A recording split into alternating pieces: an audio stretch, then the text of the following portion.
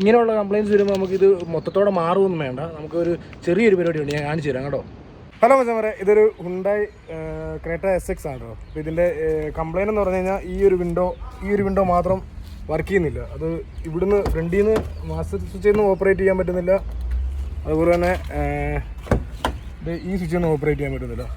ഈ ചേട്ടൻ്റെ വണ്ടി കേട്ടോ, നമ്മുടെ സ്ഥിരം കസ്റ്റമറാണ് കേട്ടോ. നമ്മൾ അഴിച്ചു കഴിഞ്ഞപ്പോഴത്തേക്കും നമ്മൾ കറണ്ട് വരുന്നുണ്ടോ, ഇതാ മോട്ടർ, ഡോർ പാടിച്ച മോട്ടർ കേട്ടോ. മോട്ടറിലേക്ക് കറണ്ട് വരുന്നുണ്ടോ ചെക്ക് ചെയ്തപ്പോൾ കറണ്ടൊക്കെ വരുന്നുണ്ട്, 12 വോൾട്ട് കൃത്യമായിട്ട് വരുന്നുണ്ട്. അപ്പോൾ ഇത് സംഭവം എന്നാണ് സംഭവിച്ചതെന്ന് വെച്ച് കഴിഞ്ഞാൽ, ഇത് ഉപയോഗിക്കാതിരുന്നിട്ട് ഇത് സ്റ്റക്കായിരിക്കും. അപ്പോൾ ഡോർ പാട് അഴിക്കുക, മോട്ടറിൻ്റെ ഈ 4 സ്ക്രൂ എടുക്കുക, ഈ കവർ എടുക്കുക, അതിൻ്റെ അത് ആർമേച്ചർ നൈസായിട്ട് കറക്കി വെളിയിലെടുക്കുക, എന്നിട്ട് ഗ്ലാസ് കൈ കൊണ്ട് താക്കുക. അപ്പം ഗ്ലാസ് ഫ്രീ ആവും.